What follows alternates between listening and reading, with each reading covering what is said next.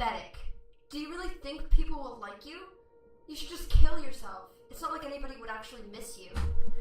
When I was in 6th grade, I was skinny, I was fragile, and afraid. But most of all, I was a target. And the people who roamed the hallways were my arrows. They knew how to hit me dead center, every time. They would call me names like Skelly, which was short for skeleton because my ribs stuck out with every strangled breath I took. And yeah, I had what most people desired nowadays, a thigh gap. But because my thighs were too far apart and because I was too thin, I was the opposite of what people wanted. I thought to myself, maybe if I gained more weight, people would like me. So I started forcing myself to eat more and more until nausea hit me like a bullet train and all I could do for the next hour was lay down writhing in pain. I gained 20 pounds in 2 weeks with a little help from my medications. And needless to say, people noticed. And while I expected to hear words of reassurance telling me I looked great and that all the force feeding I did to myself was actually worth something, I knew I had let my imagination get the best of me. Because when my so-called arrows gathered their bows, they spoke words that once again hit me straight in the heart, saying I couldn't have gained that much weight without doing something inappropriate. They spread a rumor around the school that I was pregnant, and I had a nickname much more common, Slut. They did what I thought was the impossible. They made me hate being in my own skin.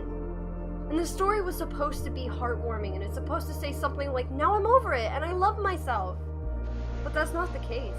Because I still look in the mirror every day and hate what I'm seeing. I can still feel the wounds left from my arrows reopening day after day. I've had the same pain and the same thoughts stuck on repeat ever since 6th grade.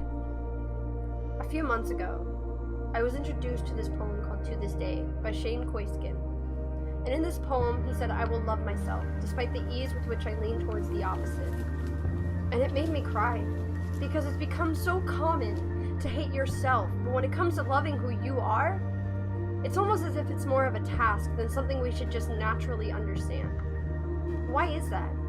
Why is it so easy to name off every single flaw we have within minutes, but when we try to name all of the things we truly love about ourselves, we have nothing to say? And why do we dismiss others so easily? Because their hair isn't long enough, or they're too skinny, or too fat. When did not being perfect become a crime? Flaws are what make us who we are. We are not robots constructed in some factory to fit everyone else's standards. We were created in the most wonderful way.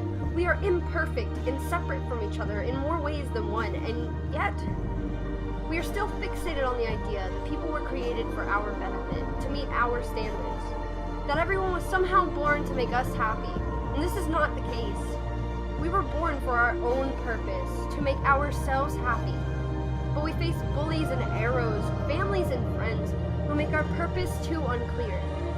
If we would all open our eyes to the beauty of imperfection, we would all see how mesmerizing each and every one of us really are. Shane also said in his poem, if you can't see anything beautiful about yourself, get a better mirror. Stare a little longer, look a little harder. We all need to look in the mirror and stare a little longer and realize that our skin color or our body size does not define us. Our differences are what make us so fantastic. This is who we are, and we're amazing.